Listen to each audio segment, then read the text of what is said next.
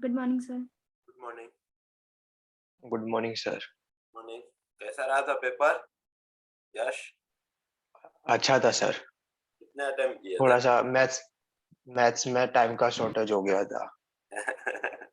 और कितने किए थे मैथ्स में? मैंने 50 अटेम्प्ट किया था, जिसमें से 40 to 45 करेक्ट होंगे। लेकिन उतना कट ऑफ उससे ज्यादा आएगा। हाँ सर, पता चल गया मेरे को। पेपर एकदम बाकी जीएटी। हाँ वो जीएटी में अच्छा गया था ऐसा? हाँ, जीएटी में मीन्स कवर कर लिया होगा। हाँ हाँ हाँ हाँ, तो इसमें तो ओवरऑल ही देखने का है ना।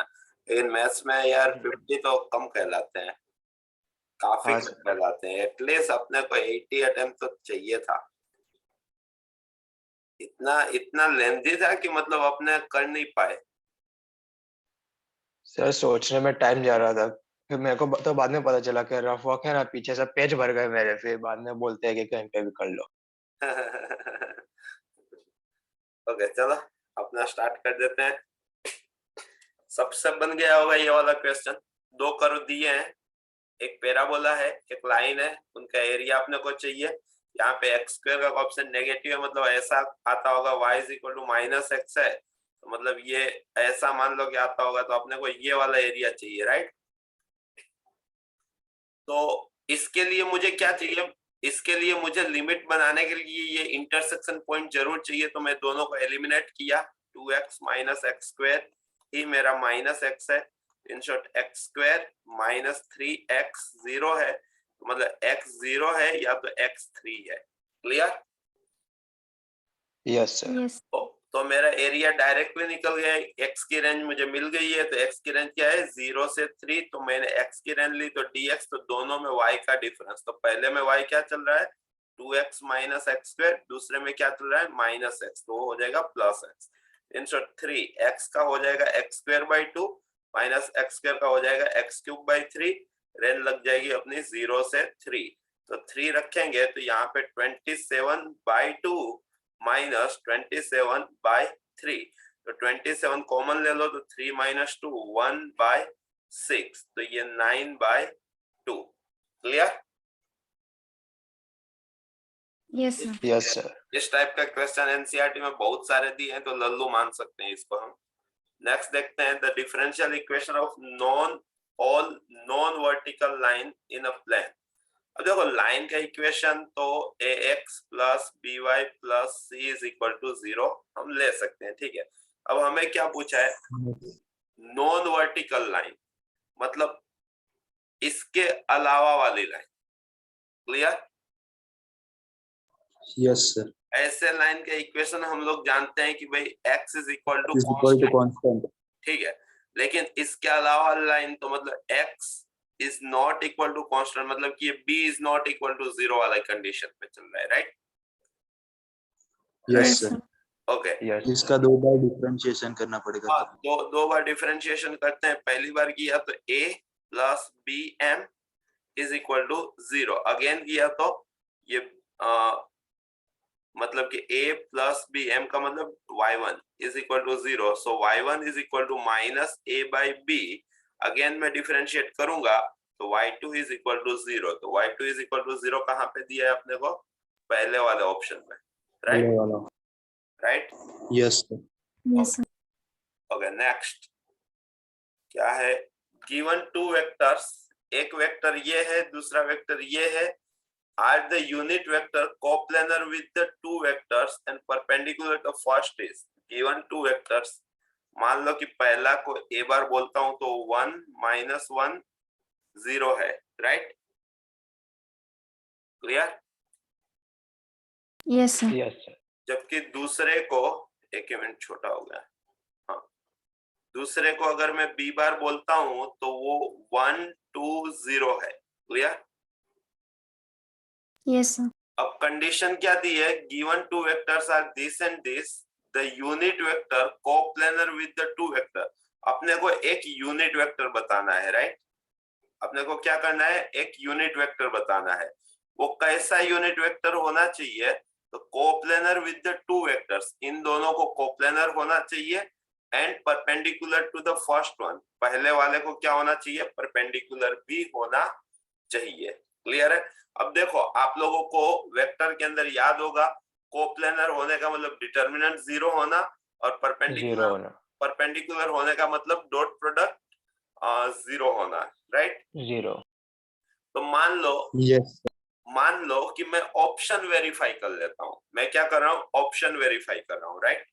सबसे पहले जो अपना रिक्वायर्ड वेक्टर है वो क्या होना चाहिए, तो हमें पता है कि यूनिट वेक्टर होना चाहिए, तो ये यूनिट वेक्टर है, ये भी यूनिट वेक्टर है, ये भी यूनिट वेक्टर है। क्लियर? तो चलो पहली कंडीशन तो यहाँ से कंप्लीट हुई। दूसरी कंडीशन क्या है, पहले के साथ परपेंडिकुलर होना, मतलब इसके साथ डॉट प्रोडक्ट क्या होनी चाहिए, 0 होनी चाहिए। तो यहाँ पे देख लो ये 1 -1 इसका तो हो गया 0, यहाँ पे देख लो 2 -1 इसका नहीं हुआ, तो ये तो आंसर में मैं सोचूंगा ही नहीं। यहाँ पे देख लो 1 यहाँ पे भी नहीं हुआ, तो ये भी मैं नहीं सोचूंगा, पक्का? अब तीसरी कौन सी चीज बोली है कि भाई कोप्लेनर होना चाहिए। तो कोप्लेनर देखने जाएं तो यहाँ पे भी के नहीं है, यहाँ पे भी के नहीं है और यहाँ पे भी के नहीं है, तो ये जो थर्ड कॉलम है वो तो 0 0 0 से ही बनेगी, तो आंसर तो 0 ही आ जाएगा, सिंपल। तो मतलब ये फर्स्ट ऑप्शन सारी कंडीशन को सेटिस्फाई करता है, तो अपने क्या आंसर टिक करेंगे, ऑप्शन ए। समझ में आया? Yes sir. Okay. Okay, next. मतलब घबराने का नहीं, वेक्टर मतलब स्ट्रॉन्ग जोन, कुछ ऐसा सोचो कि झट से आंसर आ जाए। कैलकुलेशन करने जाओगे तो लेंदी जाएगा, ऐसा कुछ सोच सकते हो, ठीक है? Yes sir. ओके, यहाँ पे आ जाओ। ये वाला क्वेश्चन क्या कर रहा है, the vector is rotated through an angle theta. एक वेक्टर अपने को दे के रखा है, ठीक है? अपने पास वेक्टर क्या है, तो मान लो कि उसको मैं ए बार नाम दे दूं, तो वो 1 x और 3 है। क्या है, 1 x और 3। क्लियर? Yes sir. इस Yes. अब मान लो कि ये वेक्टर ऐसा है, ऐसा मान के चलो। अब ये थीटा रोटेट हुआ एंड डबल इन मैग्नीट्यूड, और इसका मैग्नीट्यूड भी डबल कर दिया, ठीक है? देन इट बिकम्स, तो वो बंदा ऐसा बन गया। तो x की वैल्यू कितनी होगी, x की वैल्यू कितनी होगी, बताओ x की वैल्यू कितनी होगी? अब देखो इसके अंदर मैं एक बेसिक कंडीशन के साथ जाता हूं। इसका जब मैं मैग्नीट्यूड डबल करूंगा, ठीक है, तो वो मुझे कितना मिलेगा, 2 टाइम यहाँ पे 1 x और 3। क्लियर? क्लियर? Yes sir. वो कितना होना Yes. चाहिए, तो वो होना चाहिए इसके मैग्नीट्यूड जितना। तो इसका मैग्नीट्यूड कितना होगा, तो 4, यहाँ पे 4x - 2 और यहाँ पे 2। क्लियर? Yes. यस। अब मैग्नीट्यूड का स्क्वायर कर देते हैं, तो 2 का स्क्वायर कितना हो गया, 4, और ये कितना हो गया, 1 + x² + 9। Done? Is equal to इधर 16 + 16x² minus 4 2 8 2 16x + 4 + 4। Clear? Yes. Simplify करें हम तो 4, ये 9 + 1 10 × 4 40 + 4x² is equal to here 16x² - 16x + 24। तो क्वाड्रेटिक बना तो 2 वैल्यू आनी चाहिए इसकी। यहाँ पे 16x² - 4x² instead 12x² - 16x और 24, तो मतलब -16 is equal to 0। तो यहाँ से 4 कॉमन ले सकते हैं, तो 3x² - 4x - 4 is equal to 0। Option verify करा दे, देखो 0 तो आंसर है नहीं, 2 रख देते हैं, तो 4 3 12 -8 - 2 आंसर है। तो ये तीनों वैलिड है। उसके बाद अच्छा अब अपने को इंडिविजुअल करना है, तो -2/3 रख देते हैं, तो ये हो गया 4/9 × 3, तो 4/3 -2/3 तो +8/3, तो 12/3 12/3 मतलब 4 - 4। ओके, तो -2/3 अहमदाबाद आंसर आ रहा था क्या इसका? आंसर टेली का यस सर। मैंने इस बार क्वाड्रेटिक सॉल्व नहीं किया, ऑप्शन वेरीफाई कर दिया, ठीक है? बाकी 6 2 करते तो वहां से भी क्वाड्रेटिक सॉल्व हो जाता, कोई वो बड़ी बात नहीं थी। ओके, अगेन वेक्टर का क्वेश्चन। अब पेल्लो पाइप इज फॉर्म, पेल्लो पाइप बन रहा है भाई, कहां से बन रहा है? तो 2 3 5 5 9 7 parallel to the coordinate axis plane the length of a diagonal of the parallelogram. ठीक है, अब ये टॉपिक हम लोग नहीं पढ़े हैं, फिर भी हो सकता है कि आ भी सकेगा। अपने को अपनी एनसीईआरटी में जस्ट एक चीज दी है, volume of parallelepiped. Volume of parallelepiped. ठीक है, जो क्या होता है? बॉक्स प्रोडक्ट मतलब determinant, mod of determinant, right? ये यस सर। ये एनसीईआरटी की लाइन है जो हम लोग पढ़े हैं। ठीक है, इसके अलावा पैरेललोपाइप में हम कुछ ज्यादा डीप में नहीं गए। तो ये क्वेश्चन कैसे सोल्व होगा? तो जैसे कि तुम लोग फील करो, ये आपका क्या रेक्टेंगल बोल सकते हो, मतलब कोई भी एक वो है, तो इसके डायगोनल की लेंथ क्या होती है? तो इसका स्क्वायर प्लस इसका स्क्वायर का रूट। सिंपल सी बात। Yes Yes, sir. sir. अब ये मान लो आपका ओरिजिनल कोऑर्डिनेट प्लेन रहा। ठीक है, अब इसके अंदर a parallelogram is formed by the plane drawn through the this point parallel to the coordinate plane। तो इस प्लेन को पैरेलल इन दोनों पॉइंट में से ये ड्रॉ हुआ है। ठीक है, मान लो कि एक पॉइंट इधर है, एक पॉइंट इधर है। ठीक है, तो उसके तीनों एक्सिस पे जो प्रोजेक्शन से जो बनता होगा पैरेललोपाइप, क्लियर है? तो उसकी एजिस की लेंथ मैं इजीली निकाल सकता हूँ। एक्स एजिस की लेंथ कितनी आएगी? तो 5 - 2 मतलब 3, ये एक्स एजिस की लेंथ है। वैसे ही वाई एजिस की लेंथ मैं निकाल सकता हूँ, 9 - 3 मतलब कितनी आएगी? 6। और जेड एक्सिस की लेंथ मैं निकाल सकता हूँ, 7 - 5 मतलब कितना हो गया? 2। क्लियर? 2। और लेंथ ऑफ Yes. डायगोनल की लेंथ क्या होगी? तो बस यहाँ वाला कंसेप्ट इसमें डिमर्ज करोगे आप, तो क्या हो जाएगा? d square x plus d square y plus d square z। तो इनका आप 9 हो गया, यहाँ पे 36 हो गया और यहाँ पे 4 हो गया, तो 7 कुछ आंसर होना चाहिए था इसका। क्लियर है? तो ये एक नई सर dx dy ને dz શોધ્યું એ ફરી સમજાવો। આ dx dy અને dz શોધ્યું। b बार माइनस a बार, 5 - 2 9 - 3 7 - 5। खबर पड़ी? b बार माइनस a बार। अब देखो इस टाइप का क्वेश्चन कि आपको 2 पॉइंट दे दे और वहां से आपको पैरेललोपाइप 3D में ही 2 पॉइंट दिए है, तो पैरेललोपाइप बनेगा 3D में। तो उस पैरेललोपाइप के डायगोनल की अगर लेंथ पूछ लेते हैं, ठीक है, तो क्या करोगे आप लोग? तो b बार माइनस a बार का मोड निकालोगे और कुछ नहीं करोगे। दिमाग में डाल लेना ये बात। इस नंबर के क्वेश्चन में ये चीज जरूर लिखना कि अगर ऐसा होगा तो हम ऐसा करेंगे। ठीक है, ये इस पेपर से नई चीज सीखने को मिली। ठीक है, yes sir. Okay. Next, the equation of the plane containing the line is this। भाई ऐसा प्लेन का इक्वेशन बताओ कि जो इस लाइन को कंटेन कर रहा हो, उसका इक्वेशन ये है। तो इसमें से कौन सा राइट होगा? अब सिंपल सी बात है, ये आपका प्लेन है, इसके अंदर एक आपकी लाइन है। अब हमें पता है कि प्लेन का नॉर्मल लाइन को क्या होगा? परपेंडिकुलर होगा। परपेंडिकुलर। ठीक है, यहाँ पे लाइन की डायरेक्शन कितनी है? LMN। ठीक है, नॉर्मल क्या है? नॉर्मल है ABC। नॉर्मल क्या होता है? एक्स वाई जेड का कोएफिशिएंट, राइट? तो एक्स का कोएफिशिएंट यहाँ पे A है, y का कोएफिशिएंट यहाँ पे B है, z का कोएफिशिएंट यहाँ पे क्या है? C है। ठीक है, अब ये फिगर बता रही है कि अगर कोई लाइन किसी प्लेन के अंदर है तो मतलब उसका नॉर्मल उसकी लाइन के डायरेक्शन को क्या होता है? परपेंडिकुलर होता है। परपेंडिकुलर का क्या मतलब हुआ? Dot product 0।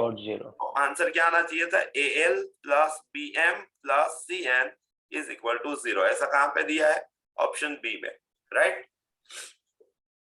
वेक्टर 3D के क्वेश्चन बोनस के मान के ही चलने का। ठीक है, नेक्स्ट। Yes sir. मतलब टाइम भी नहीं लगेगा, ऑलवेज एक्यूरेट आएगा और इजी रहेगा। ठीक है, आगे भाई आगे बढ़िए, ये आगे नहीं बढ़ रहा है। ओके, हाँ, प्रोबेबिलिटी है क्या? A and B play a game where each is asked to select a number from 1 to 25। भाई दो बंदे कोई गेम खेल रहे हैं, दोनों को ऑप्शन है कि भाई 1 से 25 में से कोई एक नंबर चूज करे।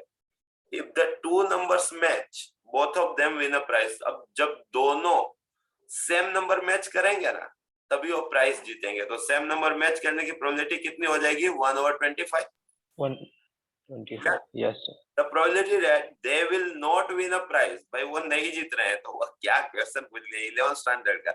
1 minus 1 और 25 मतलब 24/25, राइट? बन गया होगा Yes, सब. sir.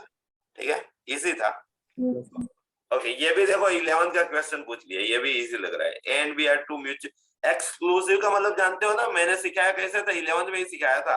एक्सक्लूसिव न्यूज आती है. एक्सक्लूसिव न्यूज का क्या मतलब होता है? वो न्यूज और किसी के पास नहीं है, सिर्फ और सिर्फ उसी चैनल के पास है. मतलब उसका और चैनल के साथ कॉमन चीज कुछ नहीं है. तो एक्सक्लूसिव इवेंट सुनो तो तुरंत दिमाग में आना चाहिए कि कॉमन कुछ नहीं है. कॉमन कुछ नहीं है का क्या मतलब हुआ? इंटरसेक्शन क्या होना चाहिए? 0. Null set. पक्की बात? Null set. अब ए इंटरसेक्शन भी नल सेट है, मतलब कि फिगर कुछ ऐसी बनती होगी. सिंपल. ये ए है, ये Yes. बी है, तो उसका एक मतलब आप निकाल सकते हो कि ए जो है वो बी के अलावा वाले की रेंज में है, या तो फिर बी जो है वो ए के अलावा वाले की रेंज में है. पक्का? Clear? Yes. Yes. Yes, sir.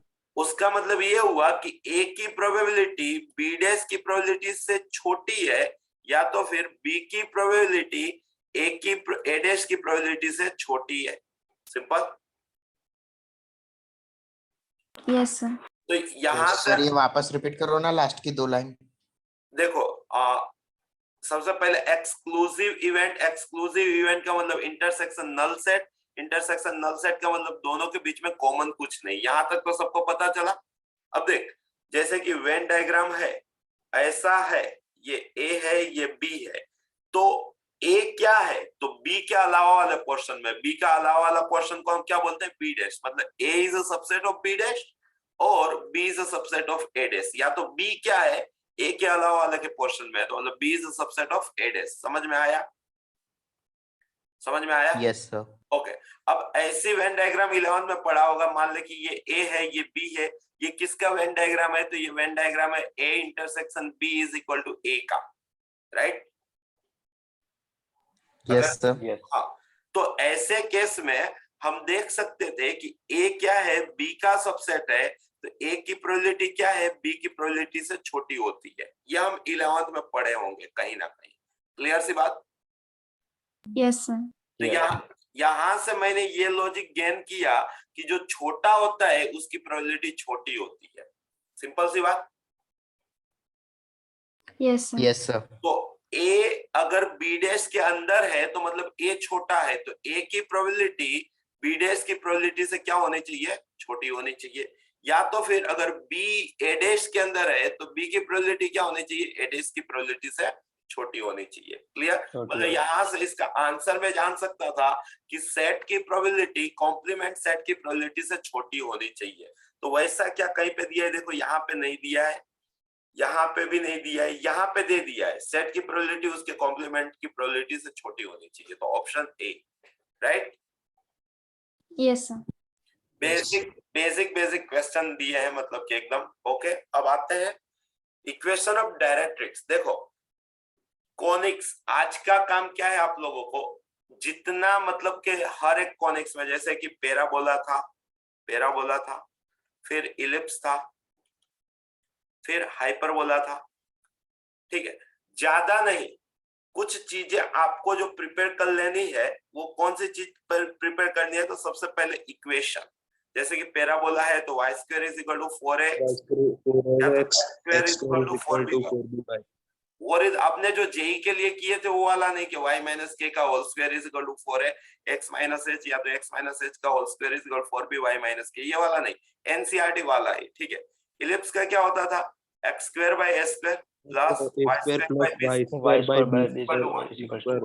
और हाइपरबोला का क्या होता था? x square by s square minus minus y square by b square is equal to 1. या तो फिर y square by b square minus x square by s square Minus x is square equal by to square is equal to 1. इस वाले में अगर a बड़ा हुआ b से तो मेजर एक्सिस x एक्सिस कहलाती थी, और b बड़ा हुआ a से तो major axis y axis. Y axis के. इसमें x पॉजिटिव तो x एक्सिस और y पॉजिटिव तो y एक्सिस. क्लियर? Yes. अब Yes. अब कुछ कॉनिक्स के स्पेशल वर्ड थे, अगर याद हो तो. सबसे पहली चीज थी एसेंट्रिसिटी, जिसको आप स्मॉल Yes, ई बोलते थे। small e. Yes, पैराबोला की एसेंट्रिसिटी 1 हुआ करती थी, याद करो। क्लियर? yes, sir. इलिप्स की एसेंट्रिसिटी ये शायद से कल एनडीए के पेपर में टेली हुआ होगा, मैंने पेपर नहीं देखा है, आज देखूंगा, लेकिन ये एनडीए के लिए इंपॉर्टेंट लाइन हुआ करती है। पैराबोला के लिए 1, इलिप्स के लिए लेस देन 1 और हाइपरबोला के लिए greater than 1। Clear? Greater than. अब Yes. अब कई बार ऐसे क्वेश्चन भी आते हैं, एसेंट्रिसिटी की डेफिनेशन क्या थी, एक्चुअल में कॉनिक्स की डेफिनेशन क्या थी, अगर किसी को याद हो तो SP/PM is equal to E। किसी भी कॉनिक्स की डेफिनेशन क्या होती है, SP/PM is equal to E। S क्या होता है, तो फोकस होती है, फिक्स पॉइंट, प्लेन का एक फिक्स पॉइंट पे ना हो वैसी एक फिक्स कांस्टेंट लाइन, ऐसे पॉइंट का सेट के जिसका फिक्स पॉइंट का डिस्टेंस और उस फिक्स पॉइंट में से पास ऑन ना होता हो, उस लाइन से परपेंडिकुलर डिस्टेंस का रेशियो कांस्टेंट रहता हो, वैसे लोकस को हम क्या बोलते थे, कॉनिक्स बोलते थे, याद हो तो। डन? Yes, sir. ओके। अब ये P क्या था, कॉनिक्स का पॉइंट था, M क्या था, तो ये जो फिक्स लाइन दी है उस पे कॉनिक्स के पॉइंट से फुट जो परपेंडिकुलर ड्रॉ किया गया है वो था। क्लियर है? और ये फिक्स पॉइंट था वो S था, ये जो लाइन थी उसको आप डायरेक्ट्रिक्स बोलते थे, याद हो तो। क्लियर? तो कभी भी Yes, sir. कॉनिक्स के इक्वेशन में अगर हम फंस जाएंगे ना, तो हम ये वाली चीज अप्लाई कर लेंगे। SP/PM क्या होता है, E होता है। पैराबोला के लिए 1 होता है, इलिप्स के लिए छोटा 1 होता है और हाइपरबोला के लिए ग्रेटर देन 1 होता है। क्लियर? Yes, sir. Yes. अब देखो, पैराबोला वाले केस में तो हमें E फाइंड आउट करना ही नहीं होता है, ठीक है, लेकिन इलिप्स और हाइपरबोला केस में अपने को एक कैरेक्टरिस्टिक इक्वेशन प्रिपेयर किए थे। अगर A B से बड़ा होता था, समझना ध्यान से, अगर A B से बड़ा होता था तो x एक्सिस वाला था, x एक्सिस वाला था तो तुरंत हम इक्वेशन यूज करते थे, b square is equal A to square 1 minus E square. 1 minus E Square square. into E square. और अगर B A से बड़ा हो जाता था तो y एक्सिस वाला हो जाता था, और y एक्सिस वाला हो जाता square तो is- s square is equal to b square 1 minus B E square. square 1 minus E square. Clear सी बात? Yes, sir. सेम चीज हाइपरबोला में चलती थी, सेम चीज। E square minus 1 आएगा. हाँ, उसके अंदर खाली ये right, B square is equal to S square, यहाँ पे ई स्क्वायर माइनस 1 हो जाता था, और S square is equal to B square, यहाँ पे स्क्वायर माइनस 1 हो जाता था। ई ग्रेटर देन 1 बनाना था ना, उसकी वजह से। ठीक है? Yes, sir. Yes. फिर कुछ फेमस चीजें, focus. Parabola y square is equal to 4x है तो a, 0 और x square is equal to 4by है तो 0, b। Clear? Ellipse, Yes, sir. Ellipse में पेयर ऑफ फोकस मिलती थी, प्लस और माइनस a, 0 या तो 0, प्लस और minus be। Plus or minus B. Same for hyperbola. Done? Yes, sir. फिर आता था Yes. Equation of directrix. Equation of directrix अगर ये वाला है तो उसका चलता था x is equal to minus है, और अगर y वाला है तो y is equal to minus b। Clear? Yes, sir. Actual में ओरिजिनल में तो बाय e होता था, बट पैराबोला में e 1 है इसलिए खाली ऐसा सिंपल One लिखता था, जबकि इलिप्स में होगा x is equal to plus और माइनस a बाय e या तो y is equal to plus और minus b by e। Pair of directrix same for hyperbola, right? x वाला होगा तो ये लिखेंगे, y वाला होगा तो ये लिखेंगे। क्लियर? क्लियर? फिर एक इंपॉर्टेंट चीज आती थी, length of latus rectum, LLR।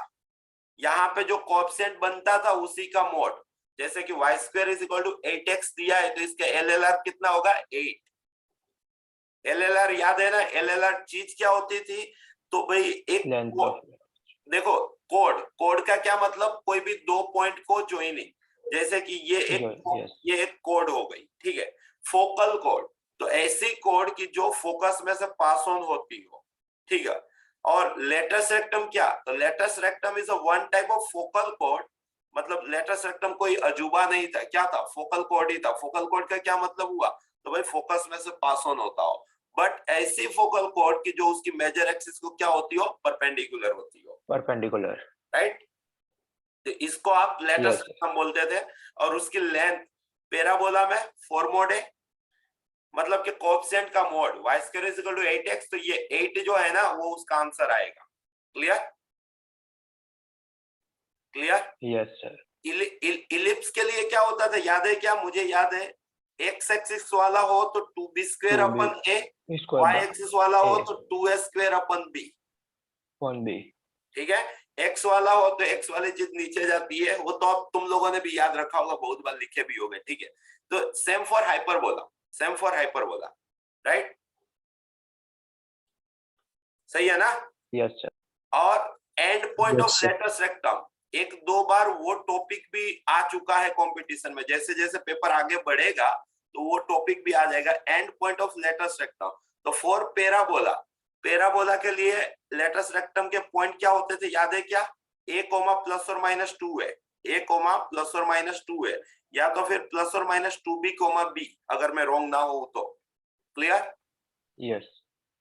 L dash बोलते थे, याद हो तो? एल डैश कितना लंबा पढ़े थे कॉनिक्स, पूरी दीपावली के बाद 1-1.5 महीना पढ़े थे, याद है? कानपुर से मैं लेक्चर लेता था।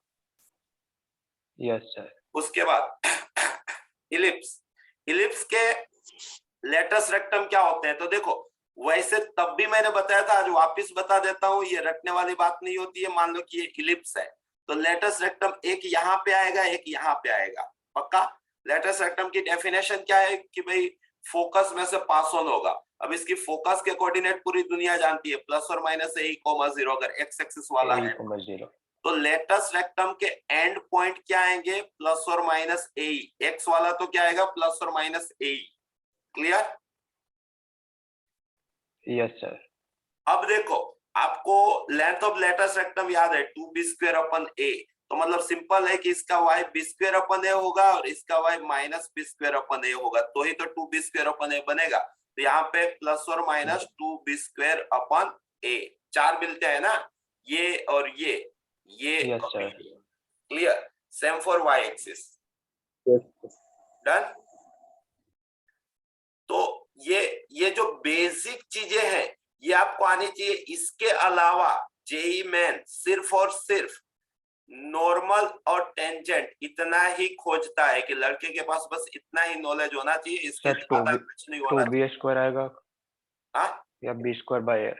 2b स्क्वायर बाय आएगा या b square? b square by a, b square by, ये मैं गलती से लिख दिया, b square by. Clear?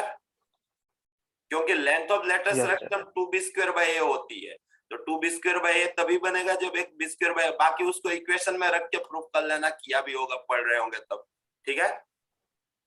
Yes. Okay, अब इस क्वेश्चन पे आ जाते हैं, द इक्वेशन ऑफ डायरेक्ट्रिक्स। भाई इसके डायरेक्ट्रिक्स के इक्वेशन बताओ। तो देखो, क्वाड्रेटिक किसका बन रहा है? y का क्वाड्रेटिक बन रहा है। ठीक है, यहाँ पे y का क्वाड्रेटिक बना लो ना, y स्क्वायर प्लस 4y, तो मेरे को चाहिए 1 4 4 परफेक्ट स्क्वायर बनाने के लिए। ठीक है, y square plus 4y plus 4, बाकी सबको तड़ी पार करो। तो चल भाई, तू इधर आ जा, -4x, तू इधर आ जा, -2 प्लस 4।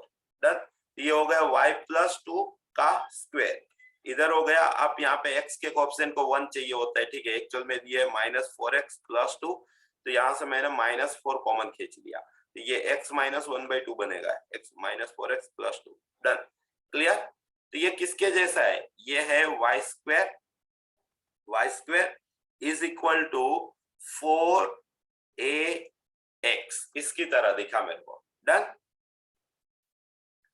तो मतलब मतलब 4 है -4 हुआ, तो a जो है ना वो -1 हुआ। पक्की बात? पक्की बात? ओके। तो इसके डायरेक्ट्रिक्स का इक्वेशन तो ये दुनिया रट के आती है कि वे x is equal to minus A होता है। पक्का? तो इसकी डायरेक्ट्रिक्स का इक्वेशन होना चाहिए था x is equal to 1। Clear? इसका होना चाहिए था x इज इक्वल टू 1, लेकिन हमें x के बदले क्या दे के रखा था भाई? x minus shifting of origin क्या दे के रखा था? x minus 1/2। तो क्या होना चाहिए? x minus 1/2 is equal to 1। So x कितना मिल गया भाई अपने को? 3/2। तो x इज इक्वल टू 3/2 से इसका आंसर होगा। Clear? Yes. Okay, next let Tn denote the number of triangle. बहुत जाना पहचाना क्वेश्चन, हर किसी ने अपनी जिंदगी में सोल्व किया होगा। Let Tn denote the number of triangle which can be form using the vertices of a regular polygon of n side. देखो आपको सिखाया गया था कि ट्राइंगल बनाने के लिए 3 पॉइंट चाहिए। सिंपल सी बात, ट्राइंगल बनाने के लिए क्या चाहिए? 3 पॉइंट चाहिए।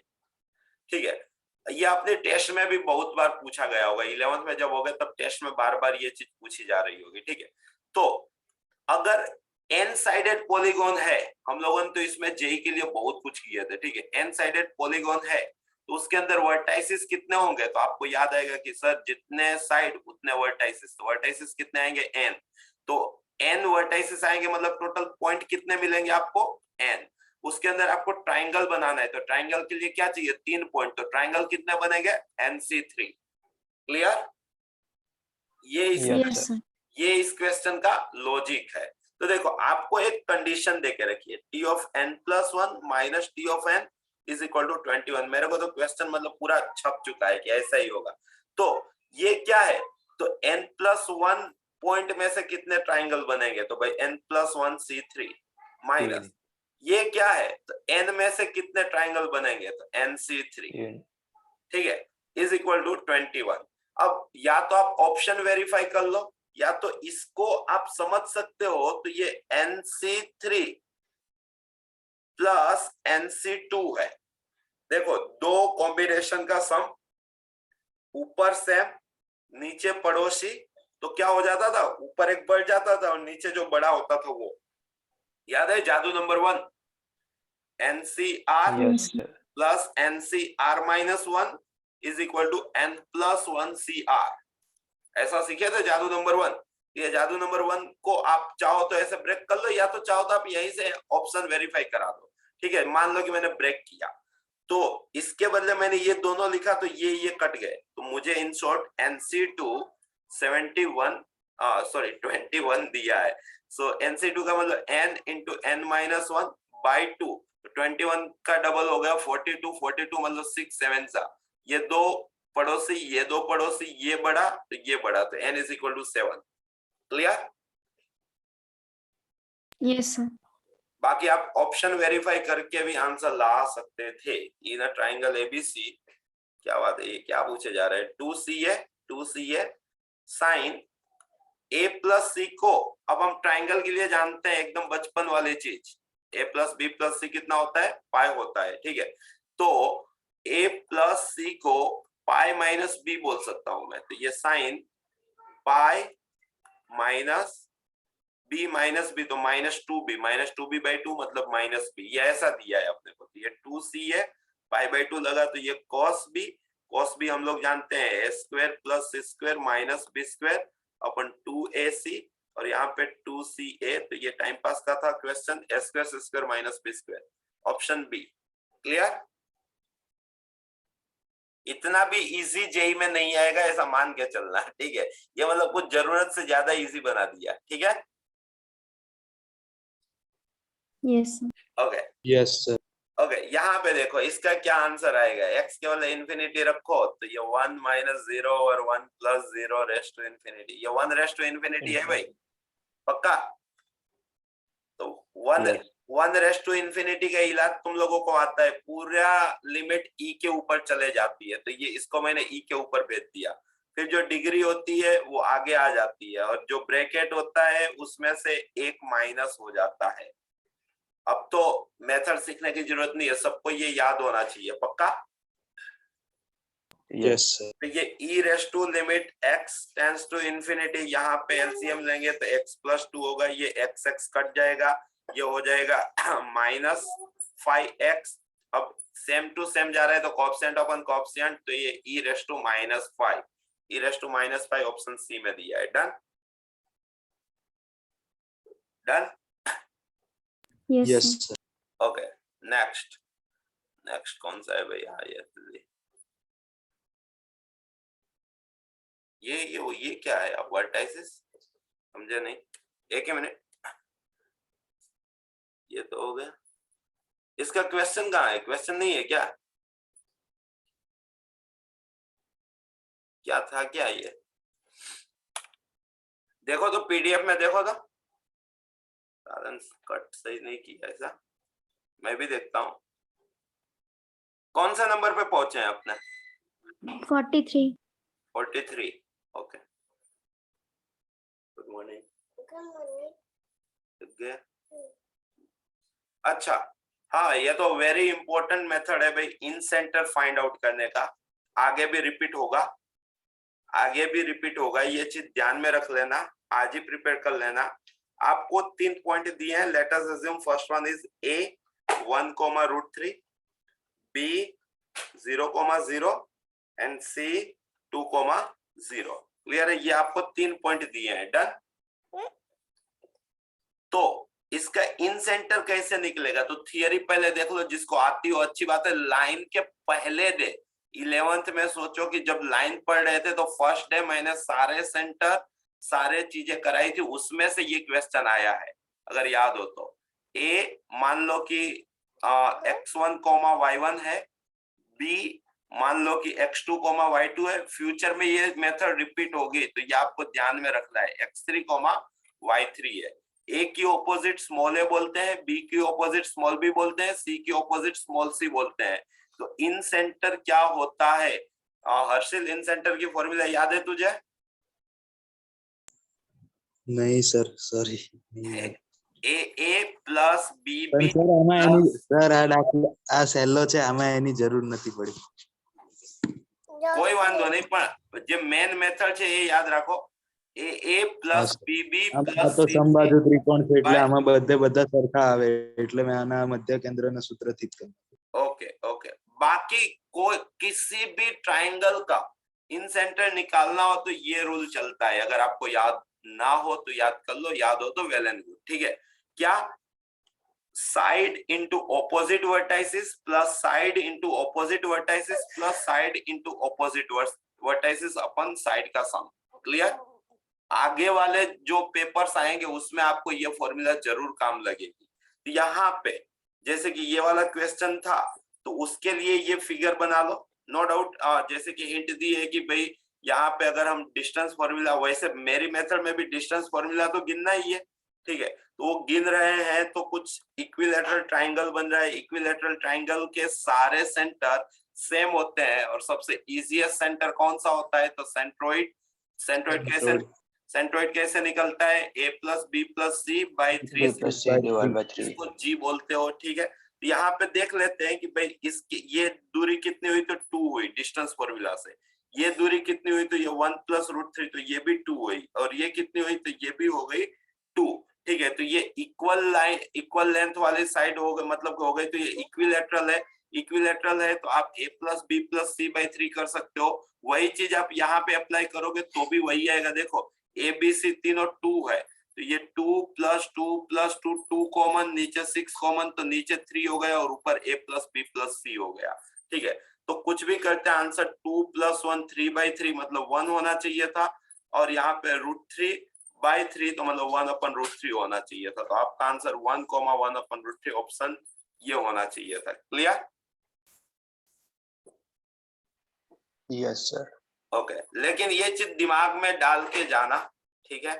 If the vector ABC from the side BC, okay, ABC, BC को आपको वेक्टर A बोलना है, CA को आपको B बोलना है, एंड AB को आपको C बोलना है। क्लियर? तो ये तो रूटीन ट्राइंगल हो गया। रूटीन ट्राइंगल में हम जानते हैं क्या होता है, a plus B plus C कितना होता है? 0 वेक्टर। अगर a plus B plus C 0 vector होता है तो उसका एक मतलब ये भी होगा कि a cross b is equal to b cross c is equal to c cross a। ये क्या है पता है? साइन रूल का प्रूफ है। चलो प्रूफ भी कर लेते हैं, बहुत रेयर आस्किंग है, बट साइन रूल का प्रूफ है। आप लोग जो साइन रूल पढ़े हो ना, a upon sine a is equal to b upon sine b is equal to C upon sine C, ये उसकी ओरिजिनल थियरी पूछी है। देखो कैसे होता है। तो आप लोगों ने देखा कि भाई a प्लस बी, एक काम करो रीजॉइन कर लो, उसके बाद ये प्रूफ देखते हैं। रीजॉइन कर लो, रीजॉइन कर लो।